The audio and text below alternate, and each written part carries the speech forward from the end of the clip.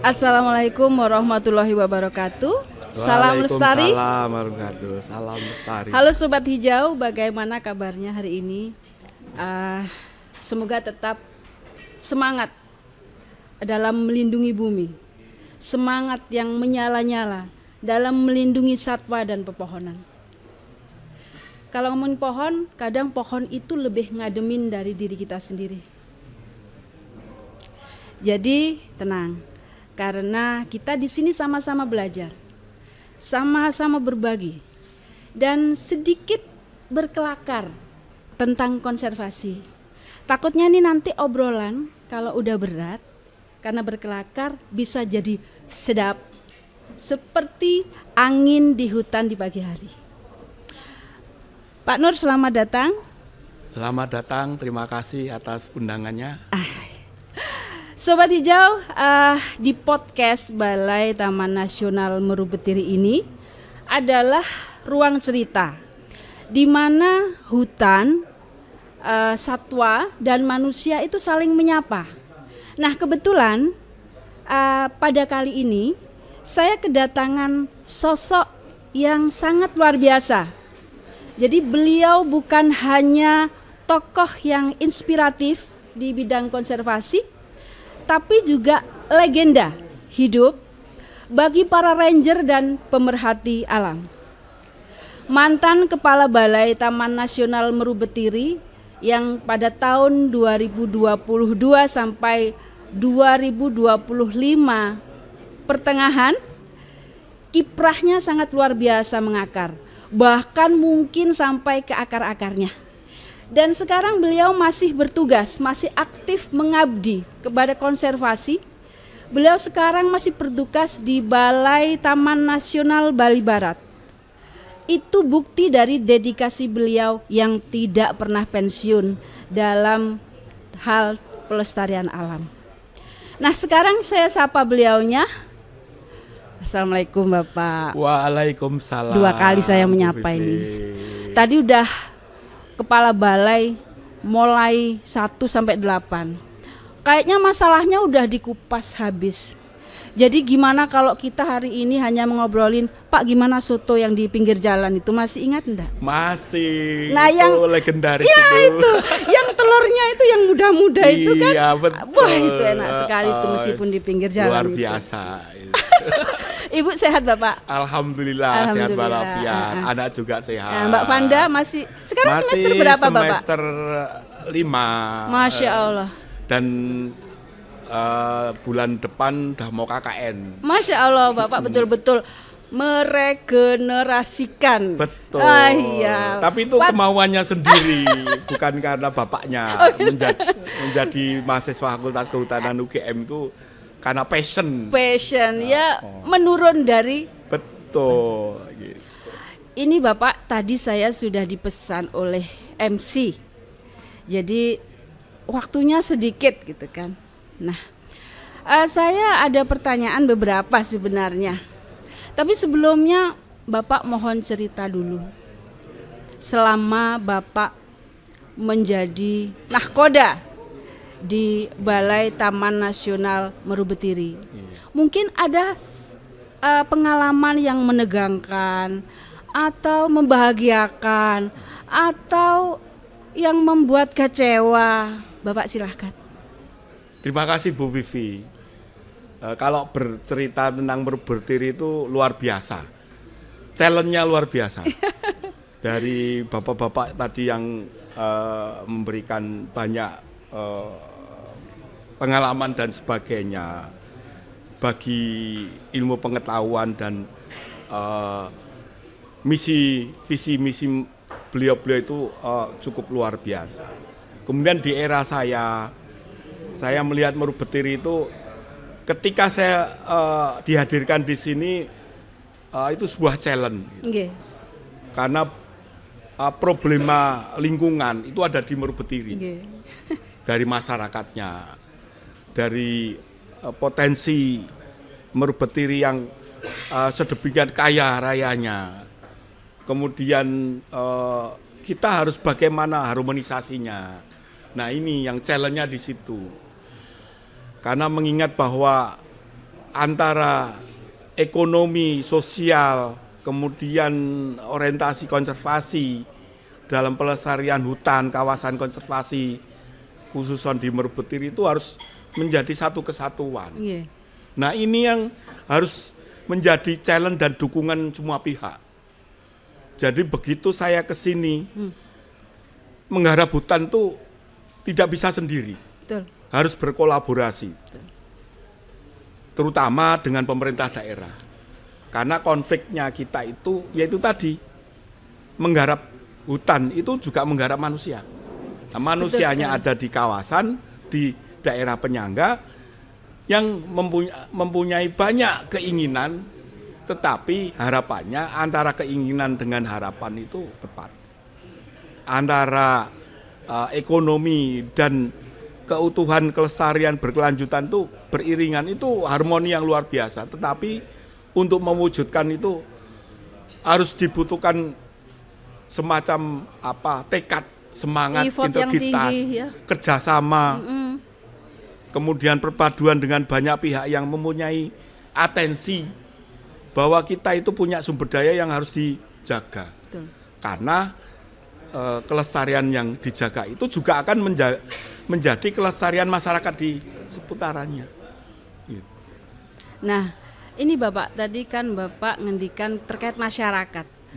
Kita mengelola nggak bisa sendiri, harus kolaborasi dengan Pemda. Nah, yang kenyataannya begini, kita tidak bisa menutup mata bahwa masyarakat di kawasan konservasi itu memegang peranan yang sangat penting. Kadang mereka bisa jadi mitra terbaik, juga kadang mereka malah menjadi tantangan untuk kita sendiri. Nah, menurut Bapak, apa cara yang terbaik untuk melibatkan masyarakat supaya mereka merasa ikut memiliki dan menjaga kawasan, bukan malah merusaknya? Begini Bu Vivi, saya sejak lama itu merasa miris kalau dikatakan masyarakat sekitar kawasan hutan itu pada umumnya miskin. Karena miskin itu sumber kekufuran. Betul. Sumber kerusakan. Nah ini kita sebagai manusia yang berkiprah dalam upaya pengelolaan hutan, ini adalah sebuah yang harus menjadi pijakan. Gimana sih masyarakat bisa sejahtera? Akhirnya dengan sejahtera itu, maka dia akan dihadapkan, yang besar siapa? Sumber daya yang ada, hutan. Betul. Nah, kemudian ketika kita berbicara dengan pengelolaan kawasan hutan, itu juga bicara dengan masyarakat. Ketika saya di sini, saya harus mendiagnosa dulu, masalahnya di mana sih? Gitu. Ternyata memang ada unsur di masyarakat, yang ada yang sadar, ada yang tidak. Nah, kemudian persoalan utama apa dalam hal terkait dengan kerusakan yang ada di kawasan hutan itu? Ya karena ada orientasi yang ekonomi, keserakahan. Kemudian di sisi lain ada yang masyarakat yang punya kesadaran bahwa hutan itu apabila kita jaga itu akan juga memberikan dampak yang positif buat kehidupan masyarakat. Nah ini dua sisi yang harus kita pegang. Makanya ketika ada persoalan-persoalan, saya dekati dua-duanya itu. Kita kumpulkan, kita diskusi. Kita di situ duduk bersama, bukan sebagai orang yang paling pinter, gitu. Bukan orang yang paling kuasa, bukan. Mereka perlu didengar gitu kan. Betul. Kalau ibaratnya orang sekolah kan ada yang nakal, ada yang soleh. Betul. Gitu. Nah itu perlakuannya juga berbeda. Ketika saya menghadapi masalah-masalah terkait dengan illegal logging, saya harus diagnosa dulu. Ini mana orientasinya karena ekonomi, ini mana orientasinya yang sifat-sifat lainnya. Nah itu diagnosanya. Makanya banyak keputusan saya yang ada yang drastis, ada yang slow.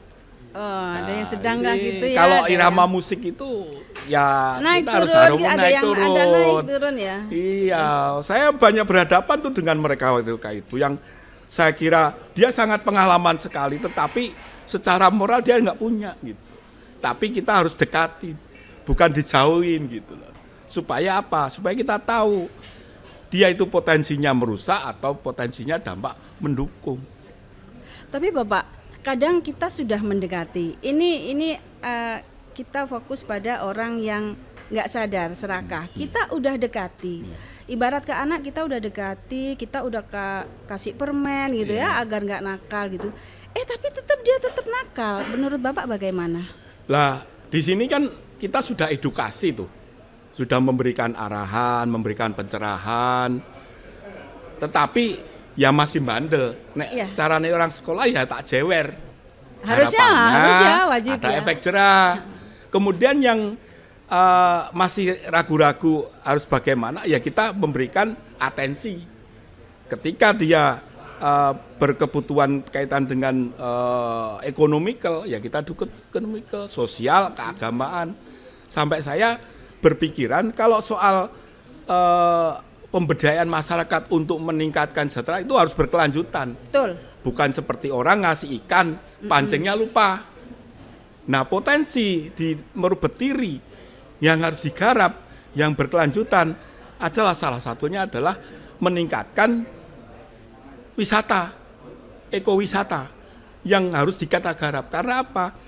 Dengan berbasis masyarakat dalam kelola wisata, tidak lupa dengan ketentuan hukum, itu mereka akan merasa memiliki. Betul. Makanya saya begitu datang ke sini, diagnosenya kita harus berkelanjutan ini untuk memberikan kesejahteraan apa? Yaitu tadi meningkatkan kelola wisata dengan berbasis masyarakat. Apa yang kurang kita harus bicara dengan banyak pihak, terutama dengan Pemda. Nah, ketika kita melihat bahwa di sektor barat, ya kamu ngomong sektor barat ya Pak. Yang mana nih sektor barat? Ya Jember lah gitu kan, banyak masalah. Kita harus diagnose. Ketika itu harus kita memberikan asupan, ya kita harus berkolaborasi dong gitu kan. Misalkan di sektor wisata, ya setelah berkelanjutan mana yang menjadi masalah, misalnya fasum, kemudian organisasi, pemantapan, edukasi tentang apa macam-macamnya, itu menjadi sanggup buat masyarakat supaya dia bisa melanjutkan hidup tanpa merusak. Gitu. Aduh, iya. Kalau bicara mengenai Meru-Betiri, ini nggak cukup ini saya di sini nih. Ya itu apalagi sudah ada yang jalan-jalan Pak barusan. Sebagai hostnya Bu Vivi, gitu kan. Dia pendamping saya dari Alasporo, udah paham ya itu. Bapak satu lagi ya Bapak ya. Terus kita akhiri. Saya sudah ngerpek sih sebenarnya ini. Seringkali kita dengar bahwa konservasi itu bukan cuma urusan pemerintah. Jadi bukan cuma urusan Balai TN Meru-Betiri dengan Pemda gitu ya. Tapi konservasi itu adalah urusan semua orang. Tapi ternyata tidak semua orang tahu Pak, bagaimana caranya membantu nih masyarakat, nggak tahu. Menurut Bapak nih ya, cara yang paling sederhana itu yang seperti apa agar dapat berdampak bagi masyarakat luas untuk ikut menjaga kawasan konservasi? Wah, ini pertanyaan luar biasa. Jadi begini, orientasi kelola wisata, orientasi kelola suatu kawasan hutan itu multi kompleks. Jadi banyak permasalahan yang harus kita rangkum. Misalkan kaitan dengan masyarakat dengan pola-pola atau dengan model yang berbeda-beda, itu juga menjadi salah satu challenge kita, bagaimana mereka bisa satu visi dengan kita, yaitu ya dengan pendekatan-pendekatan yang soft. Kemudian di sisi lain juga harus ada edukasi bahwa kawasan hutan itu kalau pengelolaannya tidak bijaksana, itu akan memberikan dampak buruk. Salah satu pengalaman saya bahwa di daerah penyangga di Tempurejo, di Andongrejo, di Curanongko, itu ketika masa-masa kering, itu kehilangan air.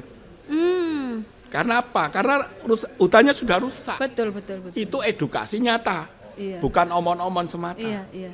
Nah, ini sebagai pencerahan kepada masyarakat. Ini loh, kalau kalian berbuat seperti ini akan terjadi ini. Bapak sedikit, itu tadi yang kering. Setelah mengalami kekeringan, bagaimana kesadaran masyarakat tumbuh bahwa oh ini ternyata akibat kita sendiri gitu. Itu bagaimana Pak?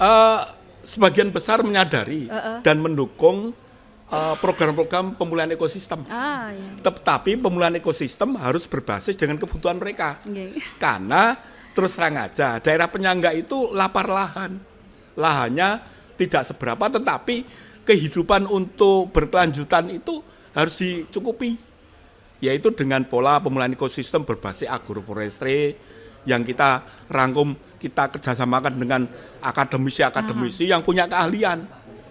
Yang kita gandeng yang terakhir aktual itu ada dengan IPB, Prof. Amsu, yang dia punya sejarah tentang kaitan pemulihan ekosistem berbasis masyarakat. Bapak, karena waktunya sudah habis, saya ucapkan terima kasih yang sebesar-besarnya atas wawasan dan inspirasi yang telah dibagikan kepada kita semua. Semoga apa yang dapat kita dengarkan pada hari ini dapat menumbuhkan kepedulian dan langkah nyata untuk menjaga alam agar tetap lestari. Sampai jumpa di lain waktu. Burung camar terbang mengitari, langit biru tampak berseri. Hijaukan bumi dari kini, ayo jaga alam agar tetap lestari. Salam lestari. Assalamualaikum warahmatullahi wabarakatuh. Waalaikumsalam.